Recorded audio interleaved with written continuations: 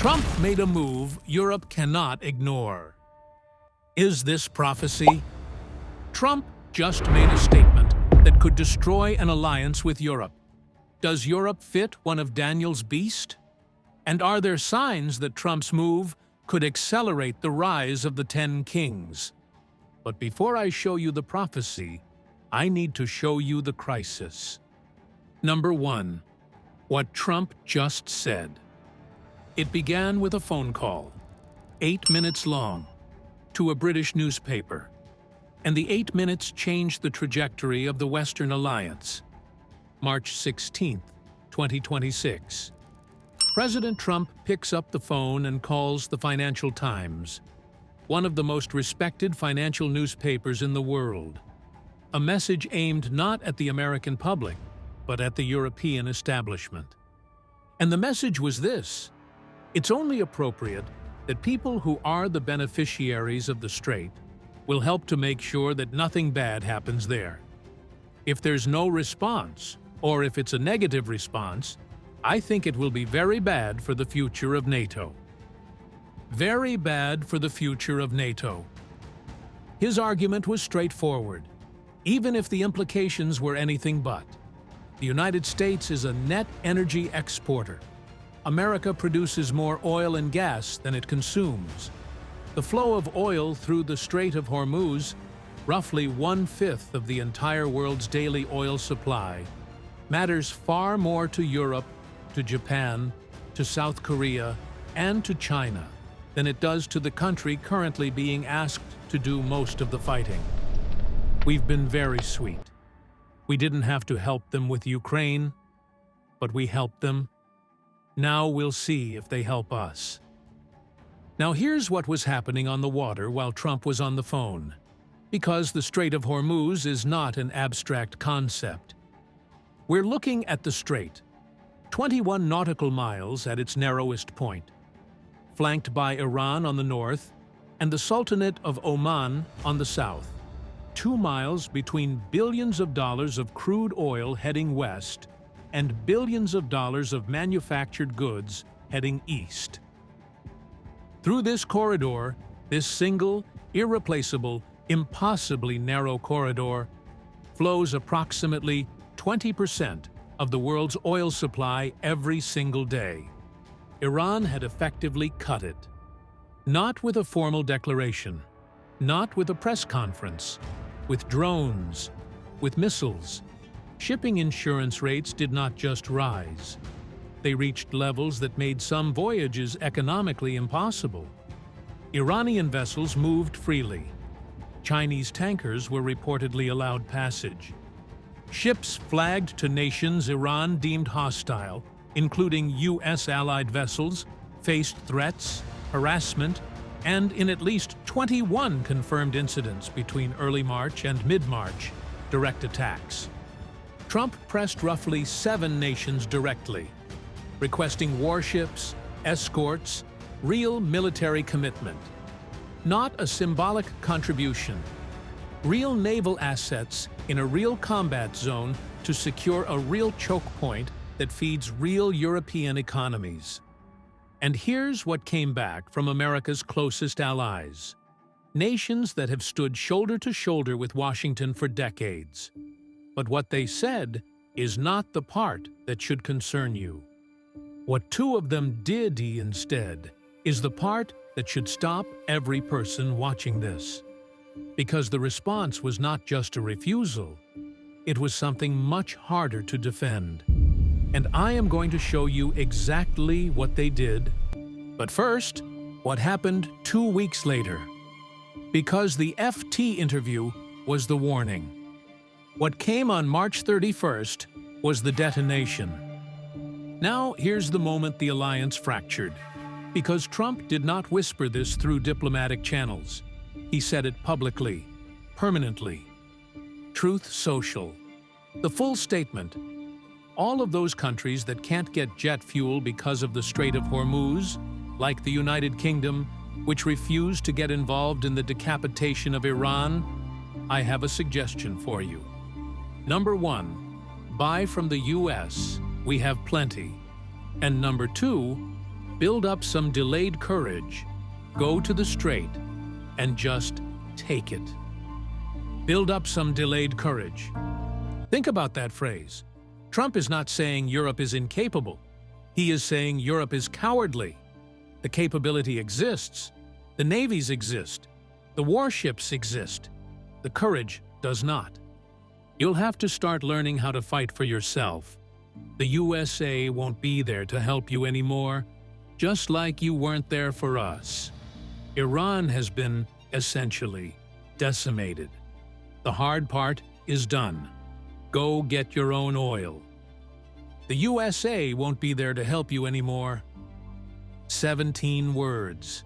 The most consequential security declaration since NATO's founding in 1949, delivered on social media, between lunch and dinner, on a Tuesday. Not announced at a summit. Not negotiated through channels. Posted. And Trump was not finished. In the same period, France called very unhelpful for refusing to allow military supply planes headed to Israel to fly over French territory. NATO allies called cowards, and we will remember. April 3rd, Truth Social. With a little more time, we can easily open the Hormuz Strait, take the oil, and make a fortune. The humiliation was the message, and the humiliation was designed to produce a response. And it did. But the response was not what most people expected, because what Europe's closest allies actually did when Trump asked for help should concern every person watching this. Now here's what happened when the President of the United States asked his allies for help. Because the response was not just a refusal, it was worse than a refusal. And the detail that most coverage missed is the detail that should alarm every person watching this. Trump pressed roughly 7 nations for naval assets. Here is what came back. Germany, the largest economy in Europe. Germany's response, not NATO's war.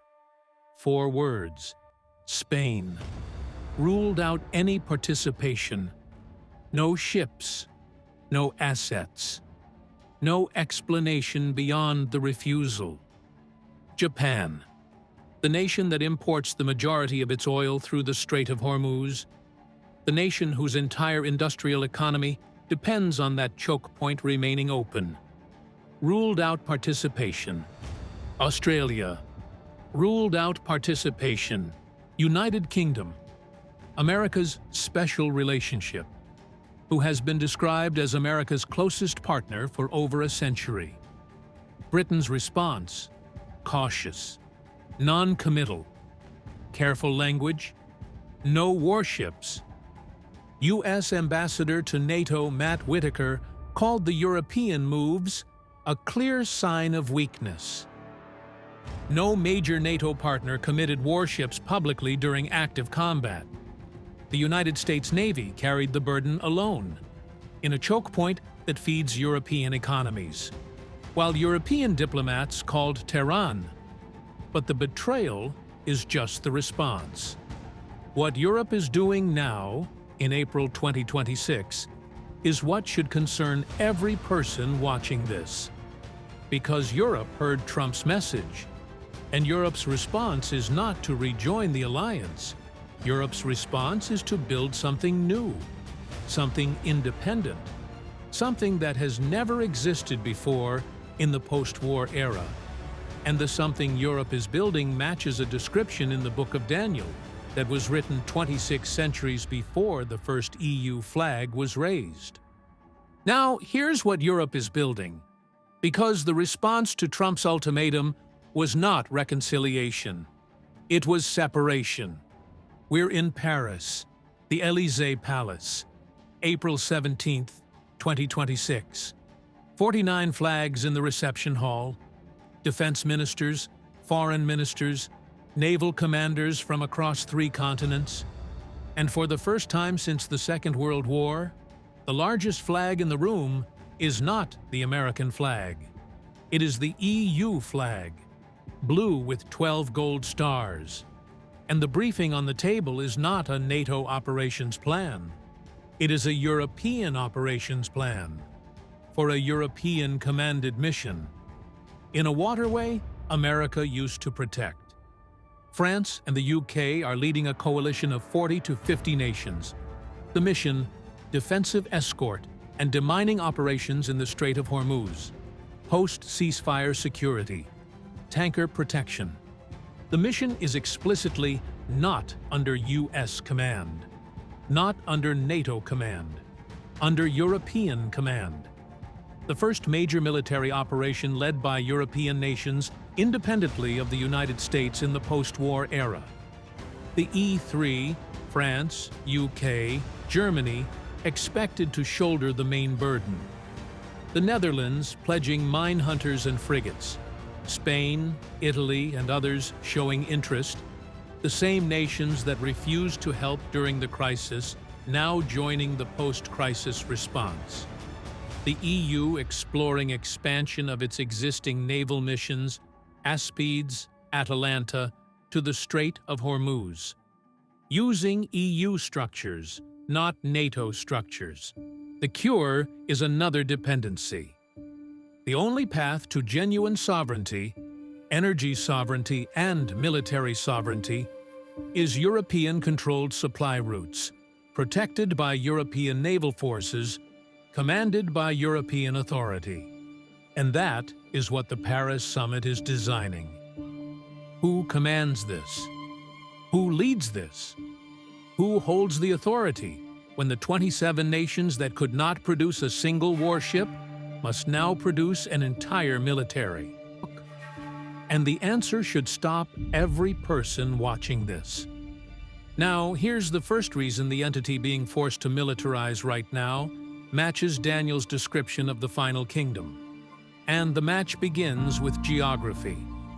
We're looking at a map, two maps side by side.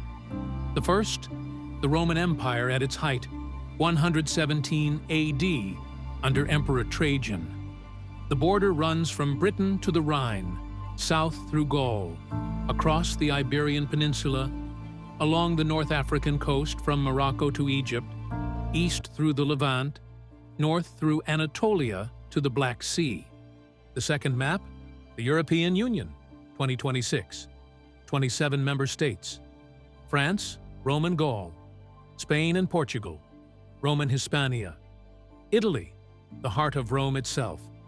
Germany west of the Rhine, Roman Germania Superior. Greece, Roman Achaia. Austria, Roman Noricum. Romania, named after Rome. Croatia, Slovenia, Hungary, Roman Pannonia. The overlap is not approximate, it is precise. The EU occupies the territory of the Western Roman Empire with a geographic accuracy that no other modern political entity approaches. And here's where the Bible enters the geography. Because Daniel described 4 kingdoms in sequence. The first, Babylon. The second, Medo-Persia. The third, Greece. The fourth, Rome. Daniel 7:23.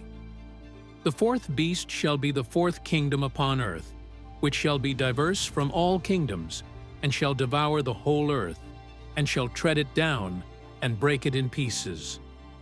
The fourth kingdom, Rome. But Daniel describes the fourth beast with characteristics that extend beyond the historical Roman Empire, because the beast has 10 horns, and the 10 horns are future rulers. Daniel 7:24. The 10 horns out of this kingdom are 10 kings that shall arise. Kings that shall arise, future tense. From the territory of the fourth kingdom, from Roman geography, from the exact territory that the EU occupies right now. But here's the problem the territory match raises. Because a territory without a unified structure is just geography on a map, 27 nations occupying Roman land does not make them the fourth beast. The fourth beast requires a structure, a political organism that functions as a single entity. And Daniel described the structure with a phrase that should stop every person watching this. Because the phrase matches the EU's foundational weakness with a precision that Trump's crisis just proved. Now here's the phrase Daniel used. Daniel 2:41-43. And whereas thou sawest the feet and toes, part of potter's clay, and part of iron, the kingdom shall be divided. But there shall be in it of the strength of the iron, for as much as thou sawest the iron mixed with miry clay. And as the toes of the feet were part of iron and part of clay, so the kingdom shall be partly strong and partly broken. And whereas thou sawest iron mixed with miry clay, they shall mingle themselves with the seed of men, but they shall not cleave one to another, even as iron is not mixed with clay. They shall mingle themselves, but they shall not cleave one to another. The iron could not overcome the clay. The institutions could not override the sovereignty. And the result was what Daniel described: a kingdom that is partly strong and partly broken. But the iron and clay diagnosis raises another question. Because Daniel says the fourth beast is diverse from all kingdoms, not just structurally weak, structurally unique, different from every kingdom that came before. And the transformation Europe is undergoing right now, the transformation Trump's ultimatum is forcing, is producing something that has never existed in human history. We're looking at the European Parliament chamber in Strasbourg, France. 705 seats arranged in a hemicycle, a half circle, not rows facing a throne. Headphone jacks at every desk for simultaneous translation in 24 official languages. National flags lining the back wall, 27 of them. No emperor's throne, no general's podium, no single seat of power, 705 equal chairs. Nothing like this chamber has ever existed. Diverse. The fourth beast is diverse from all the others. Not similar, not analogous, not a variation on previous empires. Diverse. Structurally different. Every previous empire operated through a single mechanism.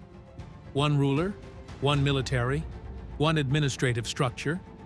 Babylon had Nebuchadnezzar. Persia had Cyrus, then Darius.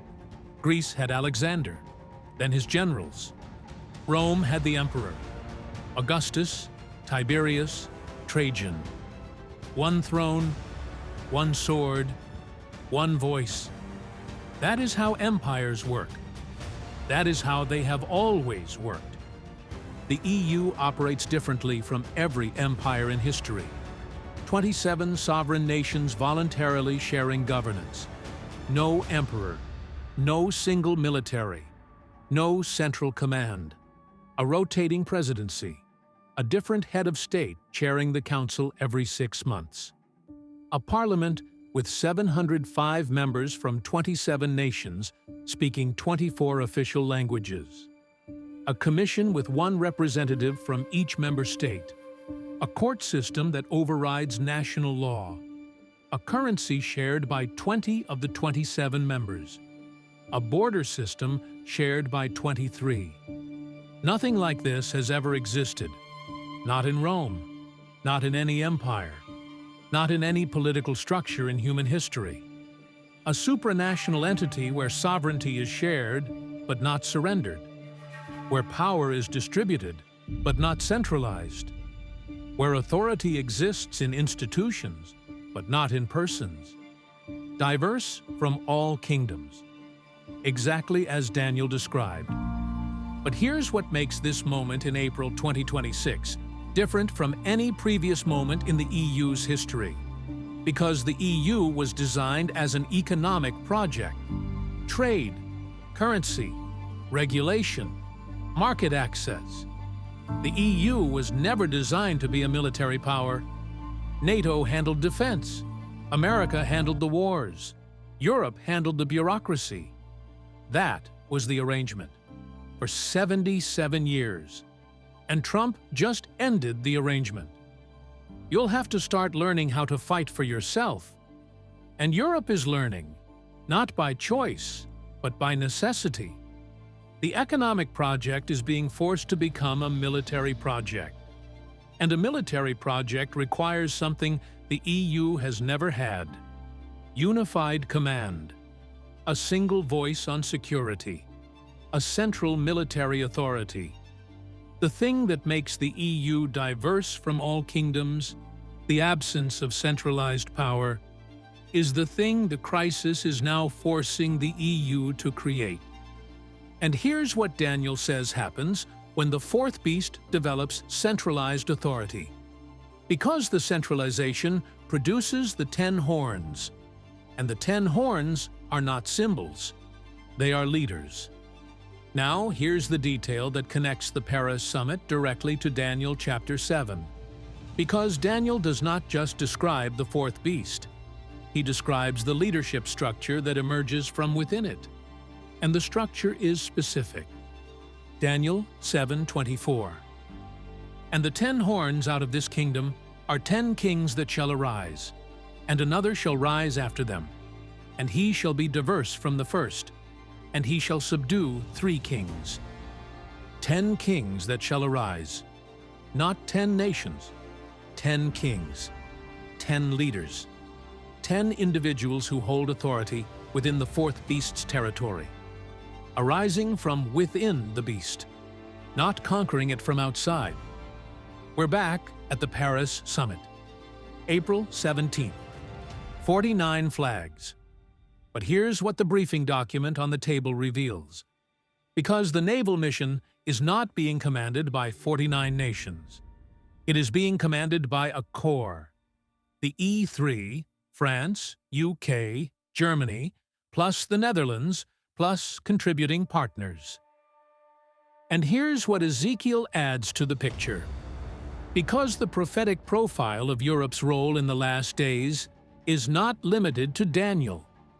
Ezekiel 38:13, Sheba and Dedan and the merchants of Tarshish, with all the young lions thereof, shall say unto thee, Art thou come to take a spoil? Hast thou gathered thy company to take a prey? To carry away silver and gold, to take away cattle and goods, to take a great spoil? The merchants of Tarshish. Many scholars identify Tarshish with ancient Mediterranean and Western trading powers, possibly Spain, possibly Britain, possibly Western Europe broadly. The young lions thereof, the colonial offspring, the United States, Canada, Australia. And what do the merchants of Tarshish do when the Gog-Magog coalition invades Israel? They protest, verbally. Art thou come to take a spoil? A question, not a military response, not an intervention, not a coalition, a diplomatic objection, the weakest possible response to the most dangerous invasion in history. And here's what Trump's crisis just demonstrated. Because Europe's response to the Hormuz crisis is the merchants of Tarshish in rehearsal. The US fights alone. Europe protests. Europe sends diplomatic messages. Europe contacts Iran directly for bilateral safe passage. Europe asks questions. Europe does not fight. The pattern Trump exposed, watching, objecting, not fighting, is the same pattern Ezekiel described for the future coalition invasion. But the 4 reasons are just the identification. What should concern every person watching this is what happens next. Because Daniel described a sequence, and the sequence leads to a single figure. And the steps of the sequence are happening in order, right now. 3 steps before nations surrender authority to one leader. The 10 kings receive crisis authority. Revelation 17:12-13.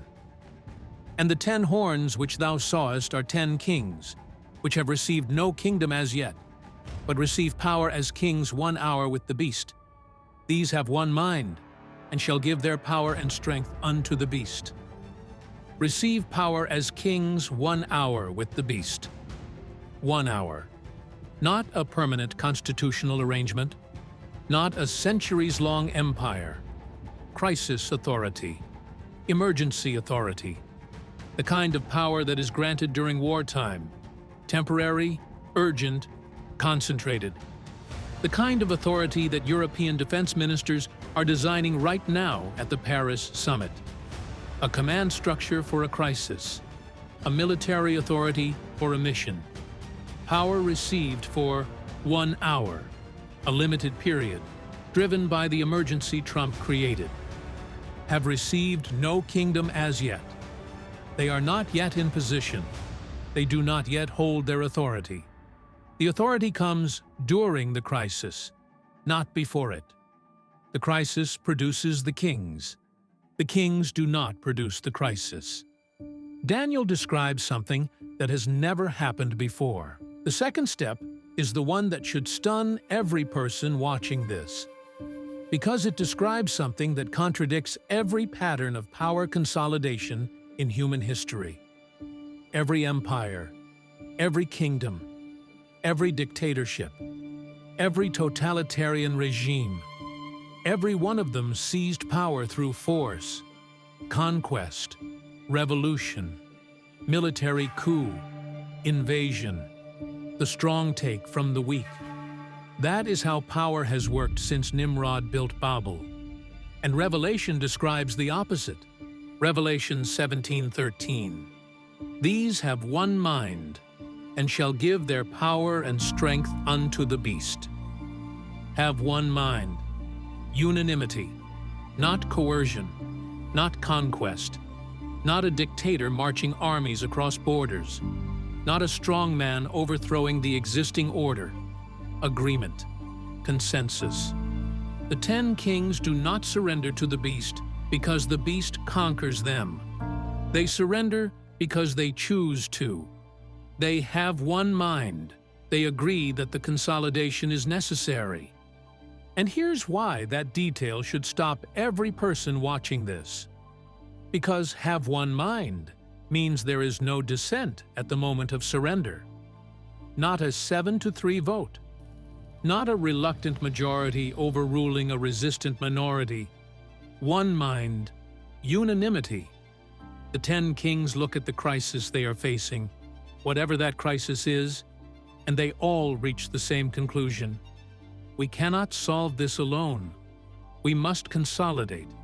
We must give our authority to someone who can act with the speed and decisiveness that 10 separate leaders cannot provide. The pattern of Daniel's 4 beasts is consistent. Each kingdom takes power from the previous one through military victory.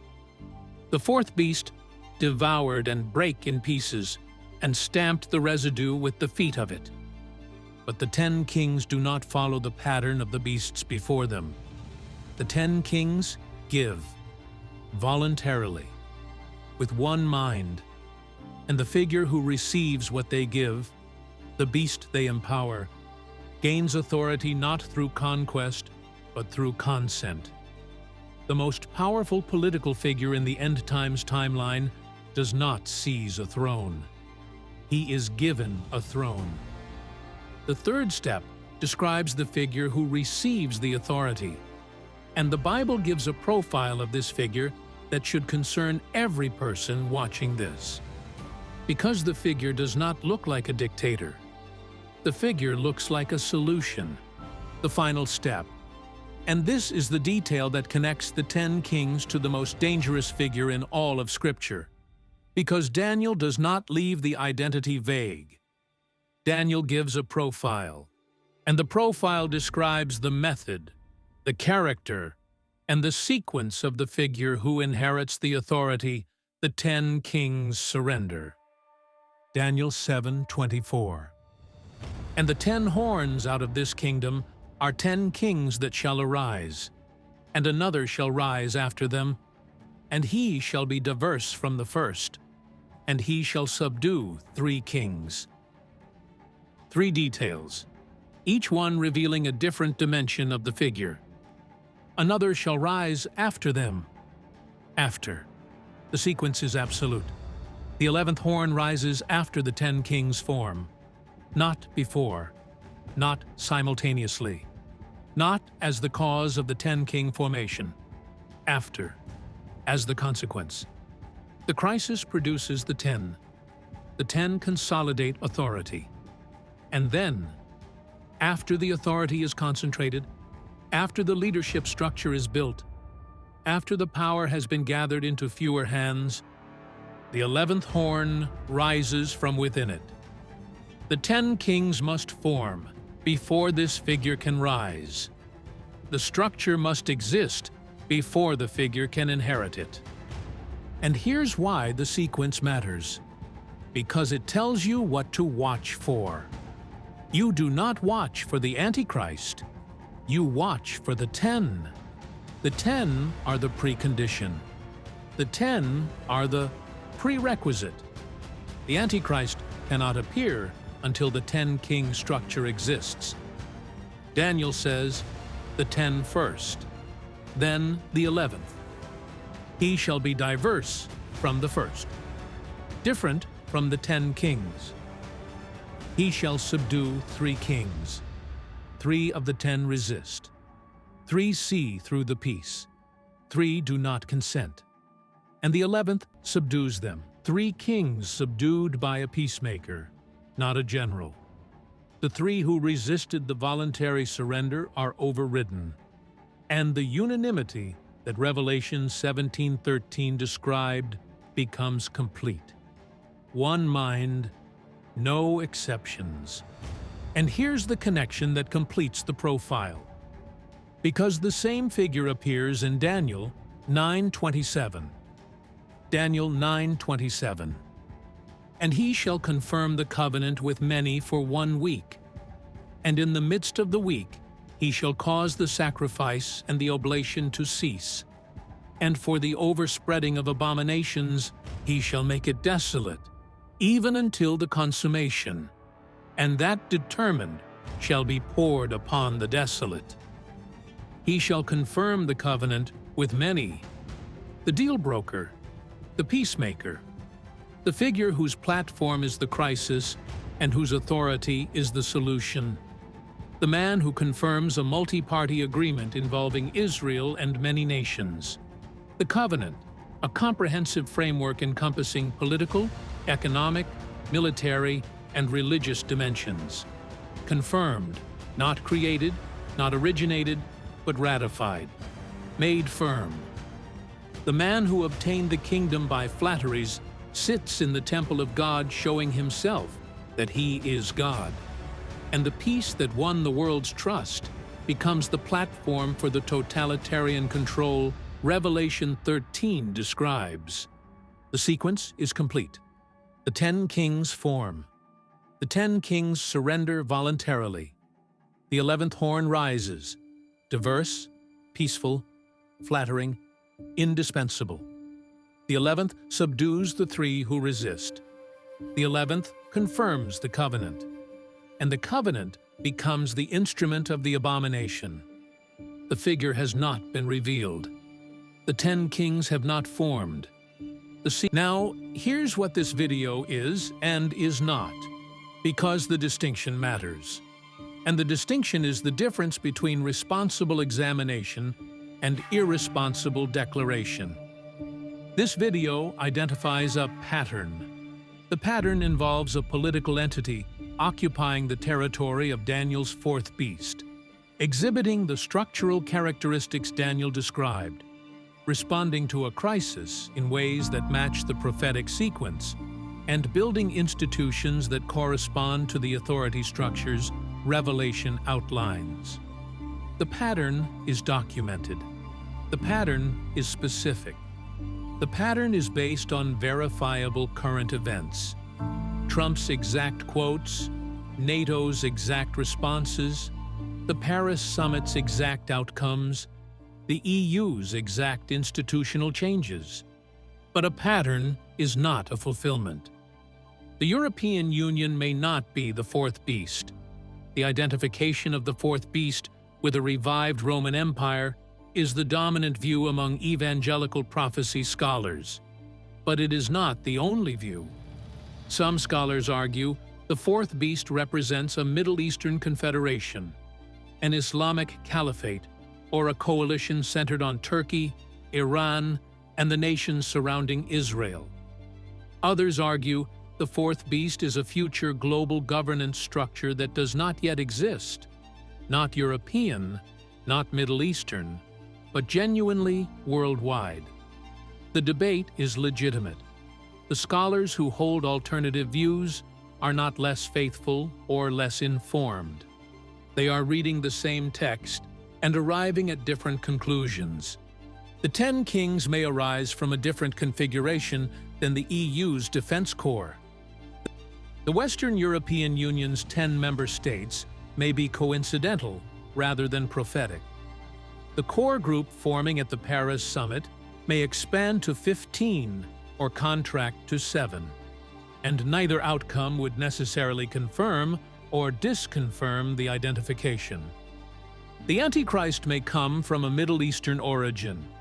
Daniel 9:26, linking him to the people of the prince that shall come, who destroyed Jerusalem, which may indicate Syrian, Turkish, or broader Middle Eastern heritage rather than European. He may come from a Jewish bloodline, satisfying the messianic credentials Israel would require. The European political origin is one theory among several, each with scriptural support. What is clear, and this is not interpretation but documented, verifiable fact, is that Trump's withdrawal of the security guarantee is producing measurable, accelerating structural changes in European military and political institutions. The changes are not speculative. They are reported by Reuters, the Financial Times, the BBC, and every major news organization covering the crisis.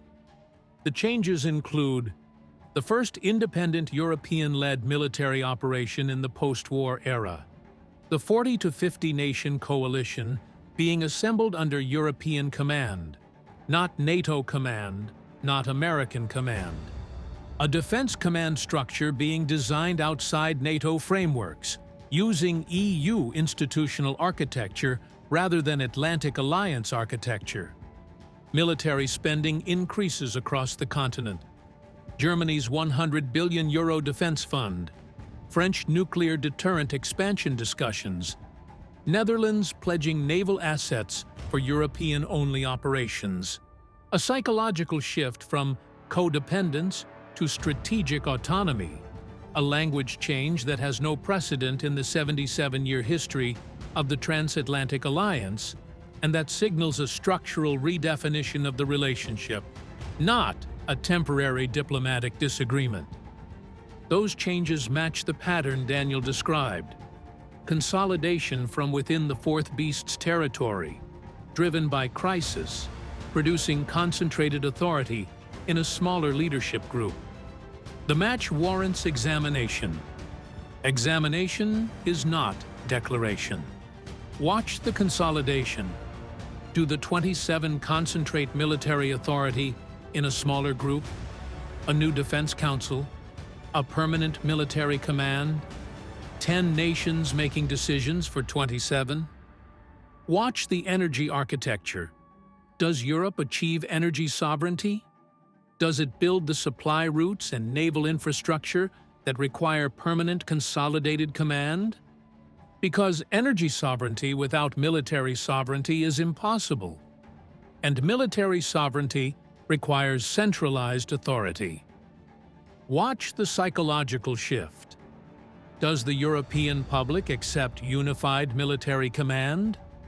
The willingness was always the missing ingredient. Trump may have provided it. Watch for the figure.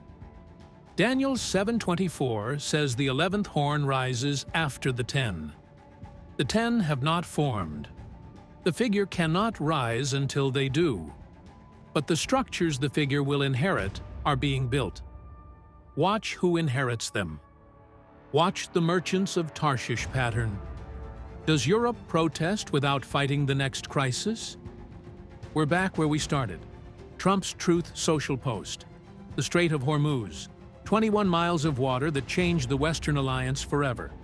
And the Paris summit, 49 flags, an EU flag larger than any American flag in the room, and a briefing on the table that describes a military Europe has never built before. Trump told Europe, the USA won't be there to help you anymore.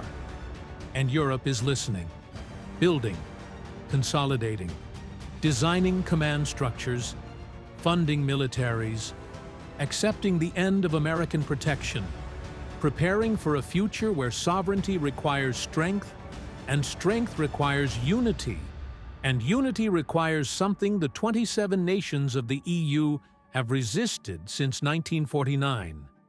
The surrender of military authority to a smaller, faster, more powerful core. The conclusion is yours. Romans 10:9. That if thou shalt confess with thy mouth the Lord Jesus, and shalt believe in thine heart that God hath raised him from the dead, thou shalt be saved. The crisis is temporary. The alliance fracture is temporary. The energy shortage is temporary. The naval mission is temporary.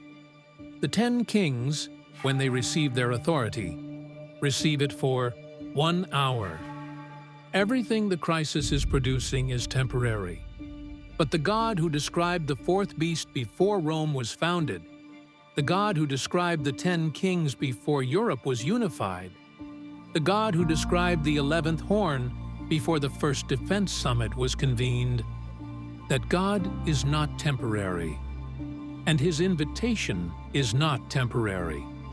It will not be open forever, and the structures are being built.